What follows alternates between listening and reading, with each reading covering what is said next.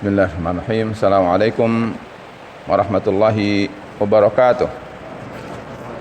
Alhamdulillahirabbil alamin wassalatu wassalamu ala nabiyyina Muhammadin wa ala alihi wa sahbihi wattabi'ina ajma'in ila yaumiddin wa ba'du.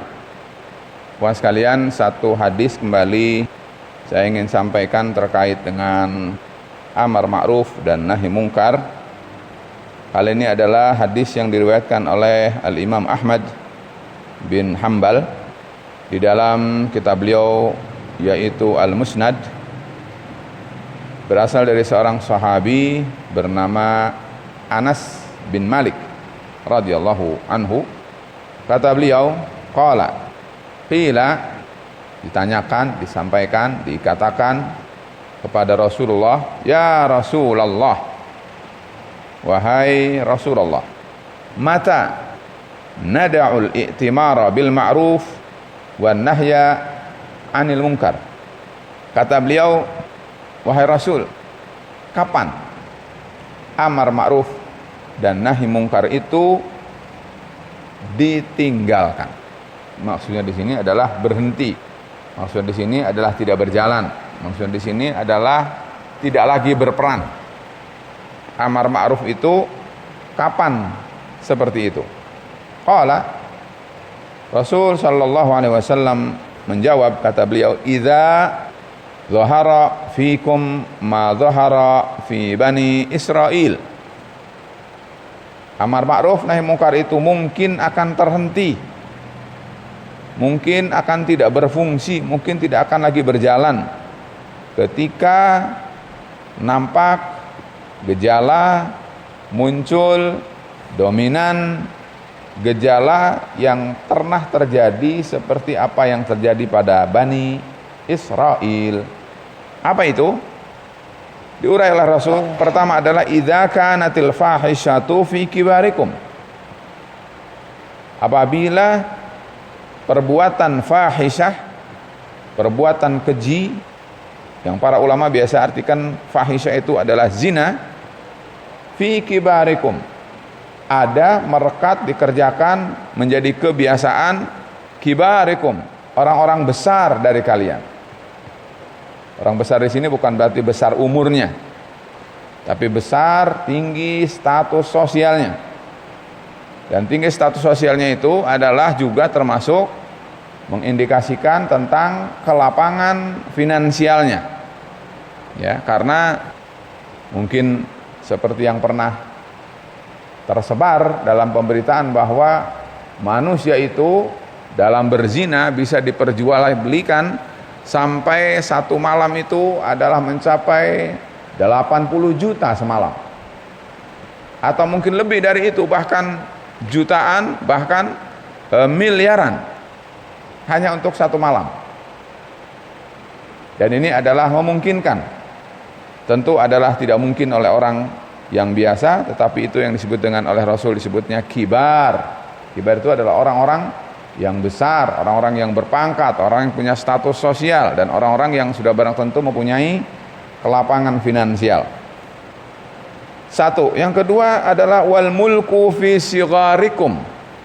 Kemudian yang kedua adalah amar ma'ruf nahi mungkar akan terhenti, tidak berfungsi, tidak berguna, tidak berjalan apabila kerajaan, kekuasaan politik, ya, dalam bahasa kita politik, kekuasaan siasah berada di tangan orang-orang sighar.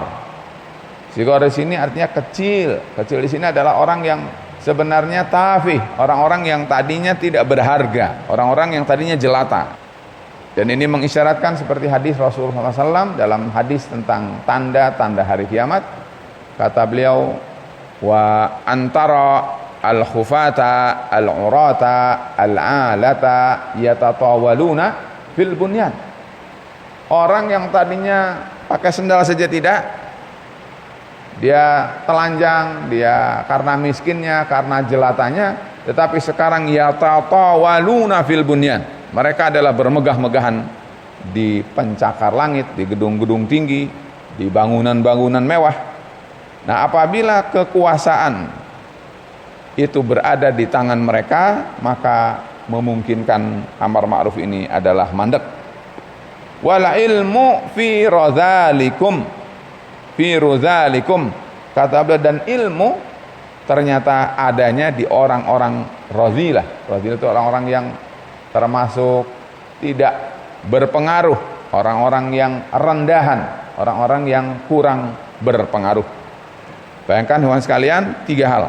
1, di sisi tatanan sosial, ya, itu adalah berada dalam posisi carut marut. 2, tatanan politik, di mana aturan, di mana kekuasaan, di mana sesuatu yang berpengaruh pada keputusan seluruh masyarakat berada di tangan orang-orang yang tidak berarti, atau bisa jadi orang yang tingkat intelektualitasnya atau tingkat keilmuannya atau tingkat moralnya rendah.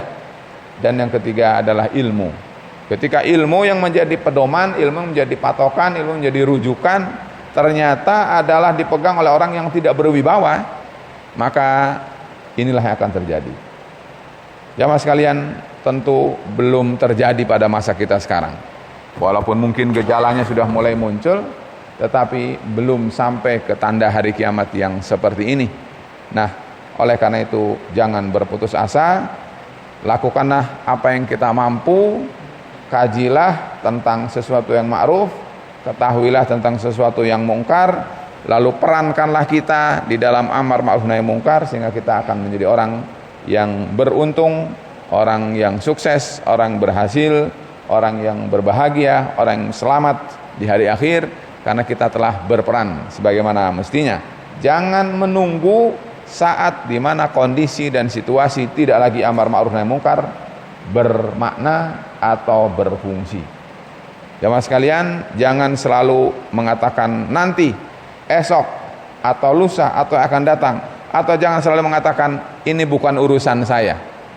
Tetapi marilah kita semuanya tanggap bahwa sesungguhnya di dalam masyarakat itu syariat Islam, syiar Islam, ataupun hukum-hukum Allah akan berjalan manakala setiap kita itu adalah mempunyai kepekaan yang sama untuk menjaga dan menjadikan syariat Islam ini adalah zahir.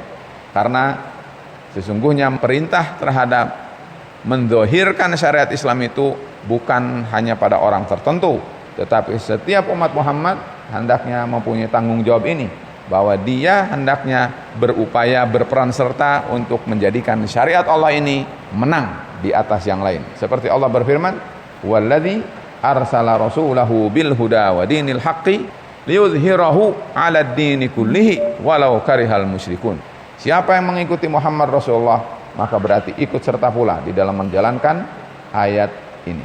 Demikian, wassalamualaikum warahmatullahi wabarakatuh.